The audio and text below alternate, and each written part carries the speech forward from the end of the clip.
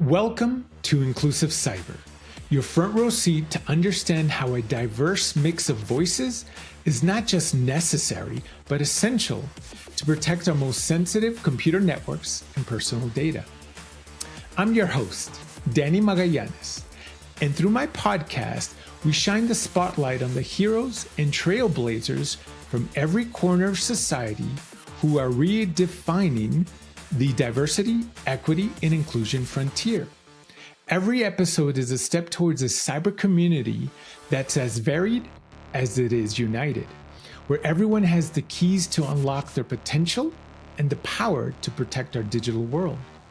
Join us on this journey where every listen, every share, every dialogue inches us closer to this new reality. Richea, welcome to Inclusive Cyber. How's it going today? Hi, Danny. Definitely a real pleasure looking forward to having this conversation with you. I'm excited about being invited to be a guest on the Inclusive Cyber podcast, which has been doing tremendously well in terms of adding value to the cybersecurity community. I appreciate that feedback. So I definitely want to go into your background. I'm doing a lot of posts on LinkedIn. You have a lot of great insight on your background in cybersecurity. So let's go ahead and start off with just overall background for the audience. Okay, that's a very interesting question as it relates to background, because very importantly, at times we look at the destination, but really do not understand the journey. So that's a very important question. So as it relates to my journey, I have not always been a cybersecurity or a GRC professional. Interestingly enough, my journey into where I am currently at started way back, I would say back in the days of high school. I was always interested in the technical areas in terms of wanting to become an architect. And during that process, I actually reaching to the end of my high school journey then, looking forward to go to university. Then I applied for two institutions, two colleges, universities, one for architecture, one for information technology. And I was looking forward to getting into architecture. But for some reason, I would say it's the plan of God that the institution that I was looking forward to give me a call back, they did not.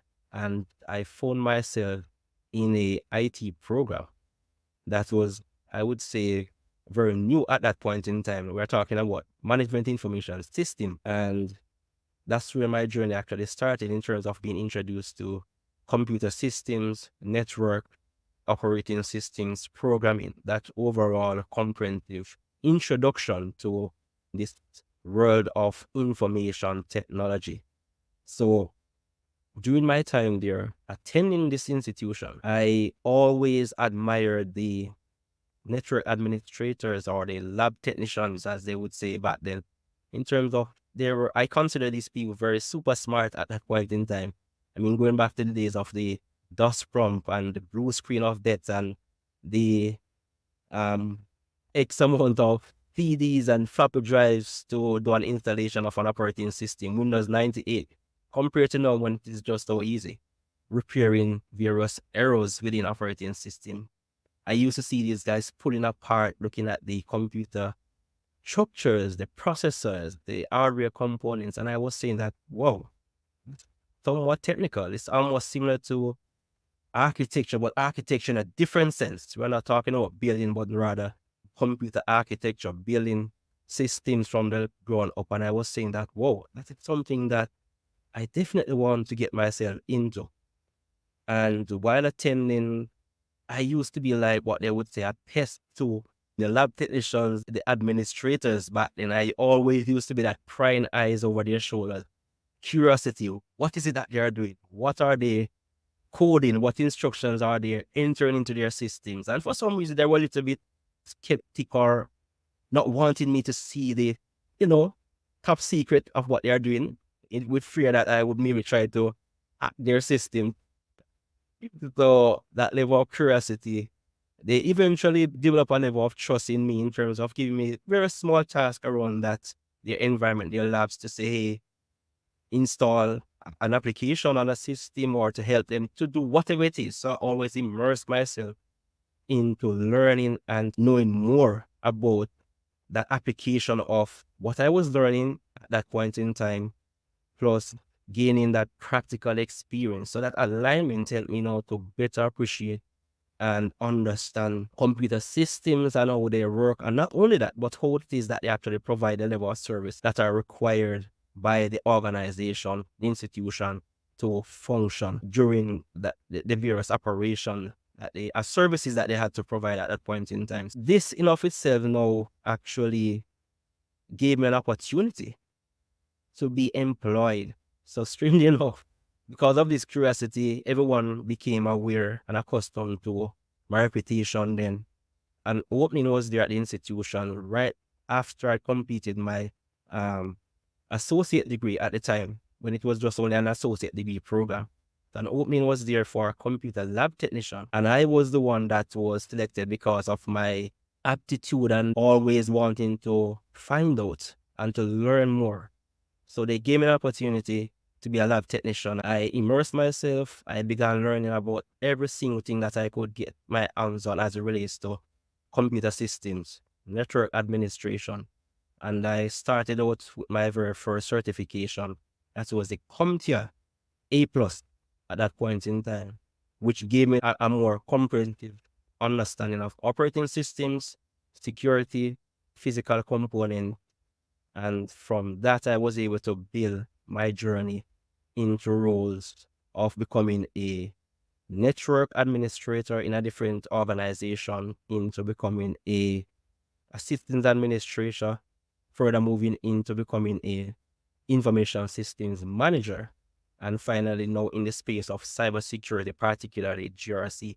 And there are a number of other things in between that, but I will leave that as we go along. Richea, what really resonates with me is your curiosity, right? And looking at how two different professions, architecture and information security, are kind of aligned or have a lot of similar kind of challenges, and you approached it uniquely. But just that curiosity to ask questions, to peer behind their back, and eventually you gain their trust so they can give you the goods, if you will, when it comes to what they were doing and how they were doing it. That's an amazing story. And you being a leader in our industry, I really love that journey because it really helps transitioning professionals and new people coming into this industry. So thank you for that background. One question I wanted to ask you, when you're going through that phase, did you have any mentors, or what I'm really noticing now is sponsors to really advance your career? Mentorship, from my perspective, was not something that was, I would consider formal as we have it today. So I never had direct mentors or sponsors particularly, but I had, I would say, pockets or snippets of people here and there that would always be providing various advice in terms of their experience to say, okay, then based on your skill set, why not do X or Y? But I really never had a particular mentor to create a direct path for me to say, look, if you want to become, for example, a cybersecurity professional or an information technology architect, then these are the steps 1, 2, 3 that you need to be doing. I never had that influence. However, I must say that there have been various people in terms of co-workers, friends, family members who would have been there to give me various insights about moving forward with my career journey. So, I would look at it as it relates to mentorship. I think that's a great distinction that you pointed out, because I think I'm in the same boat. I didn't have an official mentor. And I think nowadays there's a lot of programs within companies and in your respective employers, and even out with different organizations that these have this quote unquote formal mentorship programs to help guide whoever's interested in our industry.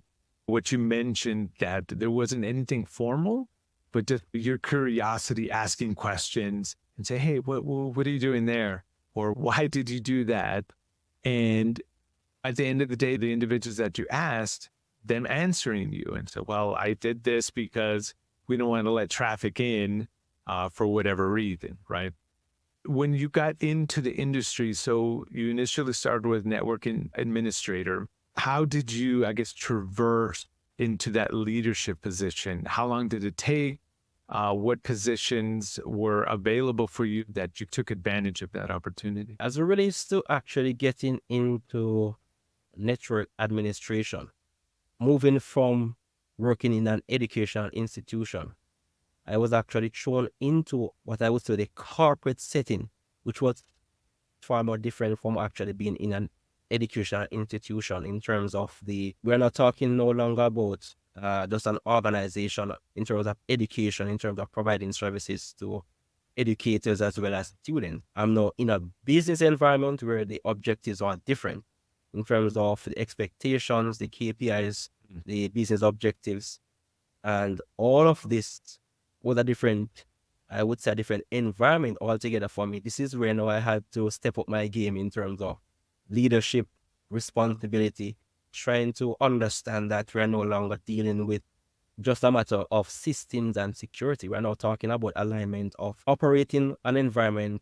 that has multiple systems that need to be functioning to help the organization to meet its financial and other objectives. I would say help me to take on an overall 360-degree approach, different mindset as it relates to who I was as a professional.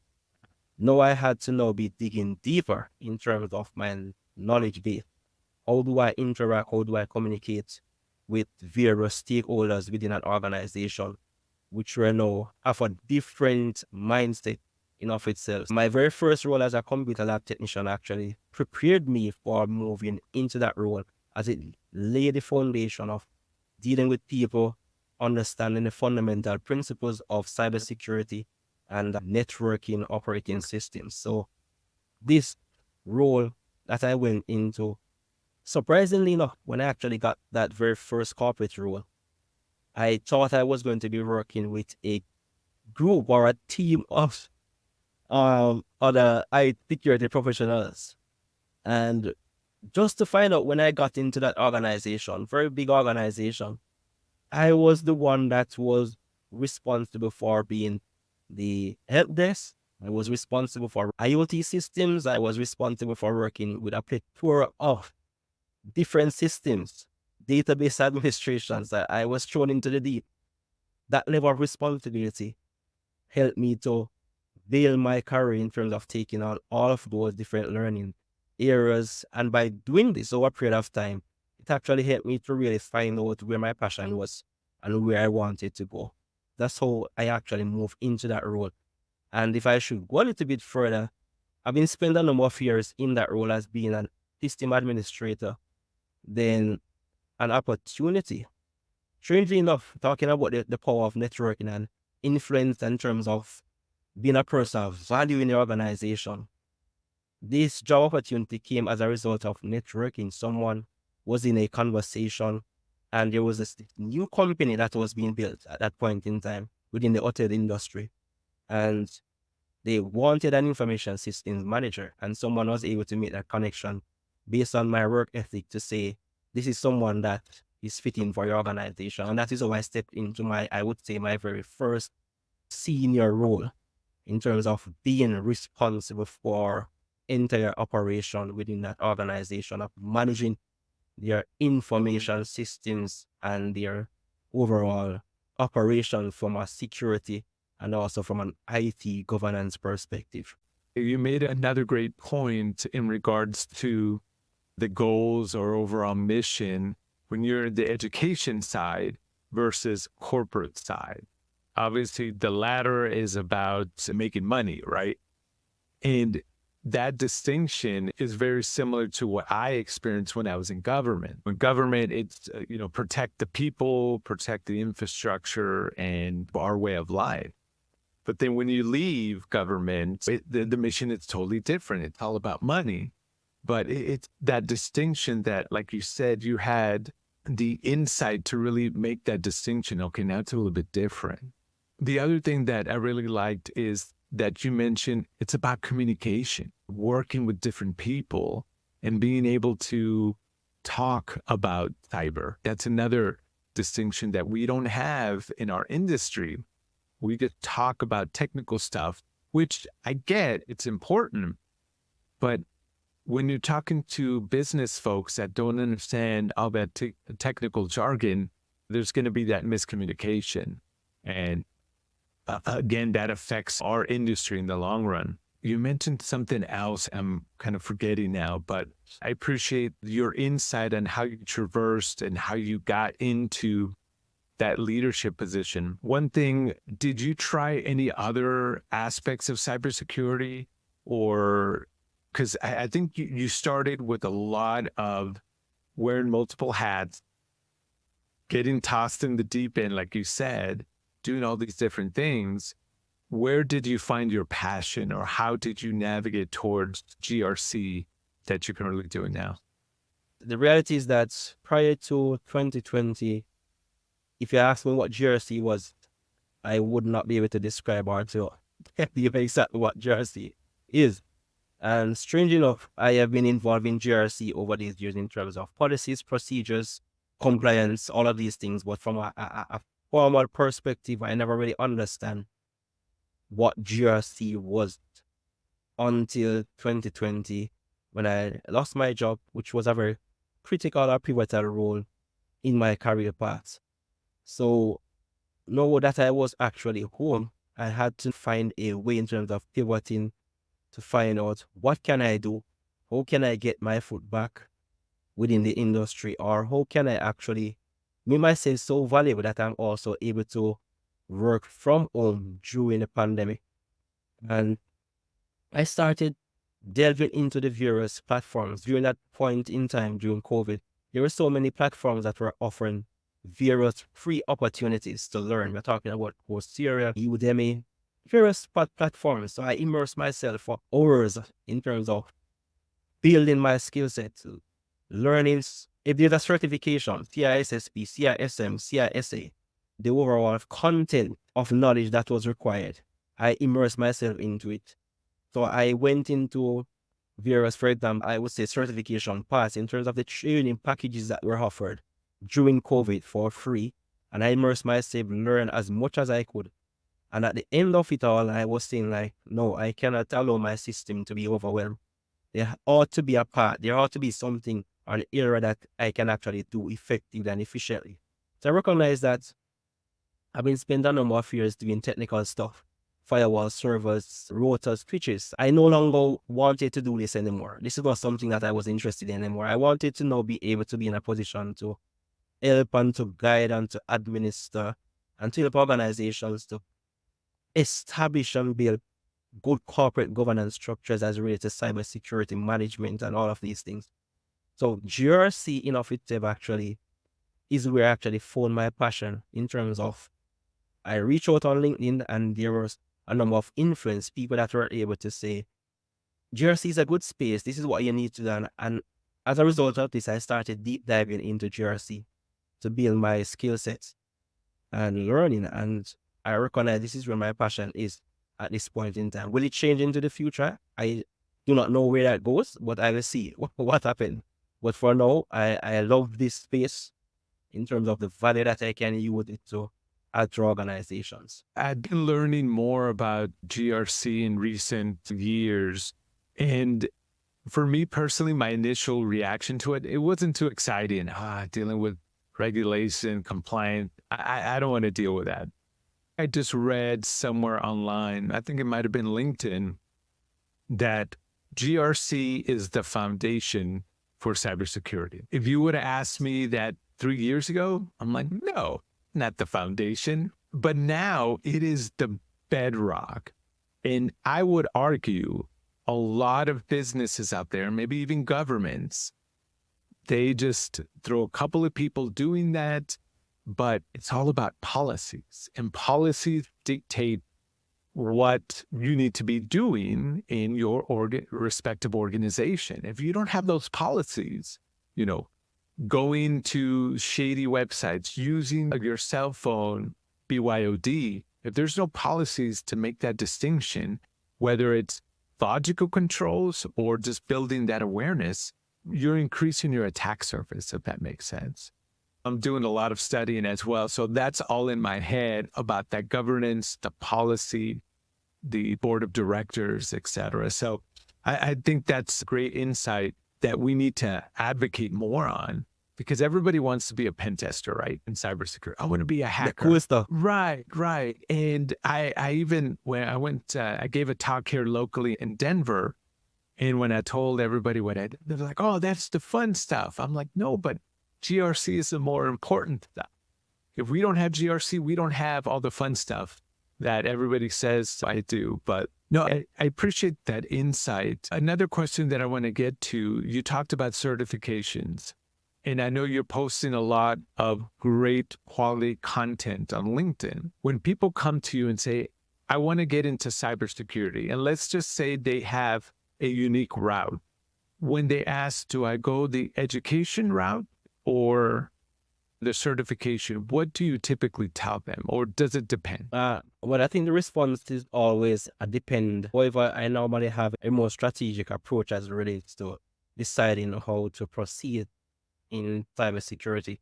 And I always try to look at a self-assessment in terms of where are you now, in terms of your skill set, in terms of your passion, in terms of what actually drives you as an individual.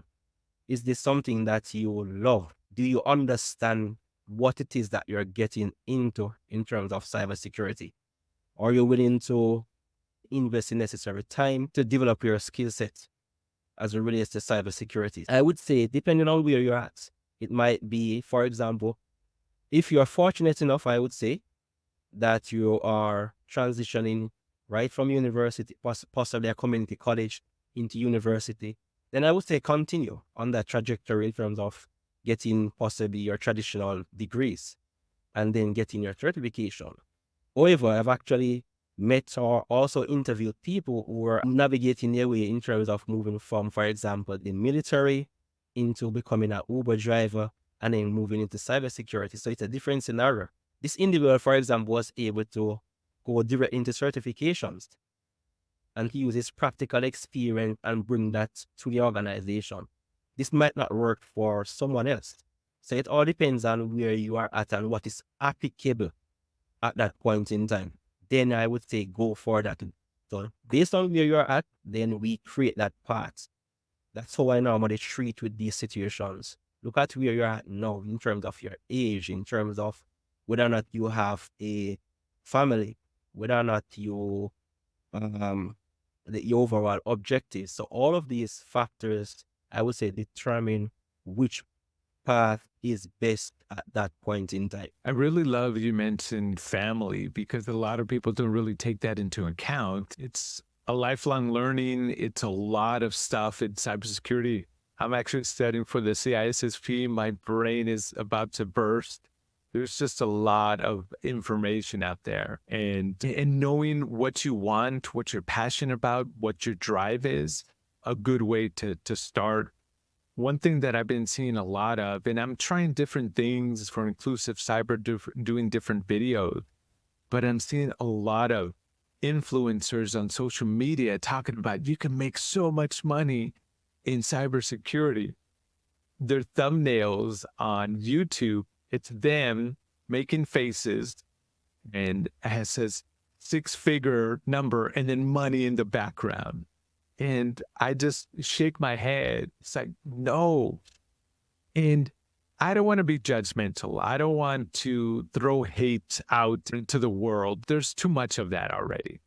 So I just want to educate. Hey, it's not like this. Can it make you wealthy? Maybe, but that's it, right off the bat. It's not going to work that way, right? You need to put the time. You need to put the blood, sweat, and tears. Another thing that you said is network. Being able to communicate and build your network to showcase your skill set and your passion. So one question out of that, how do you build networks? How do you build, if you're new to the industry, how do they start building networks within our profession? Well, that's also an interesting question as well. I would say like a truck, meaning that if you're person of value, then you will also attract various people of value. So do not have that mentality or that attitude of wanting to reach out to people, want to connect with people. And when I look at your profile, when I look at your activities, when I look at your post, there is nothing to show for it.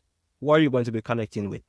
What value can you add to someone else in terms of your overall growth? It can't be a case of you wanting to absorb other people's energy while you're not giving back. Likewise. So the first thing that you want to do is actually make yourself a person of value in terms of your overall profile, the various activities that you're involved in. Make your presence known. So by doing this, then you ultimately will have people that reach out to you, people who want to be in your space. That's pretty much, I would say, make yourself attractive in terms of building your network. So that is what I have basically been doing over these few years in terms of building my network. I no longer in terms of trying to find people to connect with. People want to connect with me because of the work on the value, the various DMs I get on a regular basis, that I'm happy for what you have actually posted. I'm happy for the podcast. I'm happy for the mentorship and the various courses that you have developed. So you have to spend that time to invest and to develop yourself if you really want to create a network of value in terms of connecting with similar-minded people who can actually enhance your growth and development. But how do you do that when you have no experience? Because you and I have a lot of background, experience, and value that we can bring, and now start putting that into video, podcast, blogs, LinkedIn posts. So we have a lot of information that we can write about.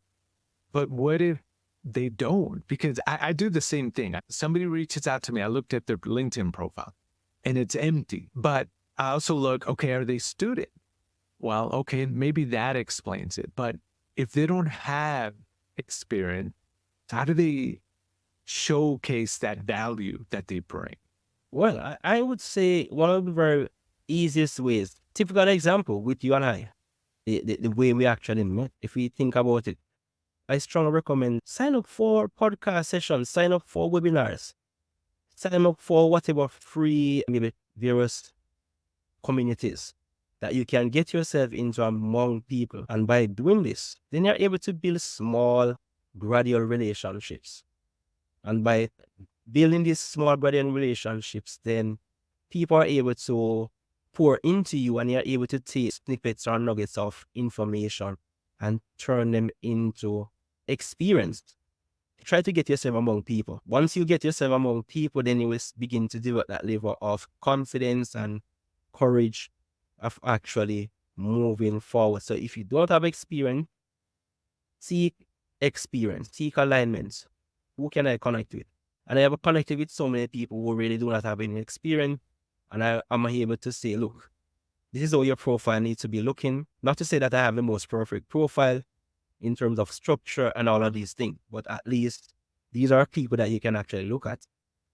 And once you begin to change your overall appearance and branding, then that transcends into the level of connections that you can make that will help to develop the experiences that you will need to move along in your career, though challenging it might be at times. I think that's perfect advice. So thank you for sharing that. I know you recently put a training program together.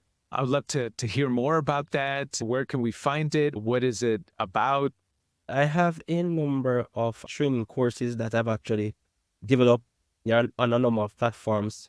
One of the very popular one is actually on Udemy. I've actually developed my last course, very important, one that has to do with practical zero trust implementation. That's the very current course that I've released recently, that practical zero trust implementation. So we are now and that's one of my approaches with all of my courses. I use my experience, moving away from the theory to practical. And that's one of the things that has been helping people hands-on holistic approach by actually giving people the opportunity to actually build zero trust into an environment into a virtual environment. This is how you actually take the theory and you can actually apply it to the business in terms of helping the organization to meet its business objectives from a practical perspective. So by using this, you're then able to add all of these items to your resume to say, I know the steps and principles, theoretically and practically, to implement zero trust in an organization. I also understand best practices associated with various technologies and procedures and processes in cybersecurity. And I've done a number of courses talking about deep fake defense, practical compliance management, practical assessment for cybersecurity and GRC professionals. So all of these are looking at practical application of theoretical knowledge.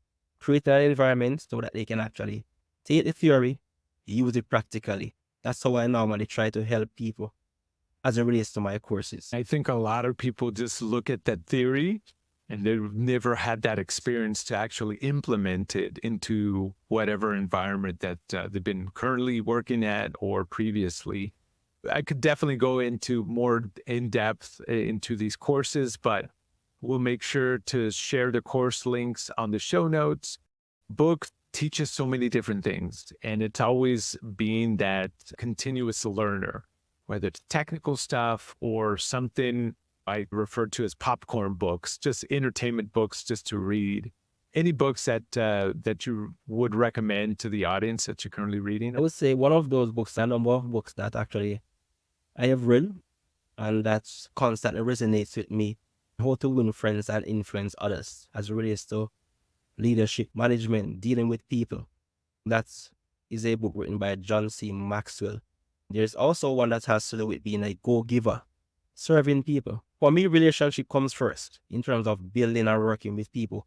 When you're able to work with people, regardless of whatever role you're assigned in an organization, I think that was one of my strong abilities over these years. It doesn't matter who you are, respect.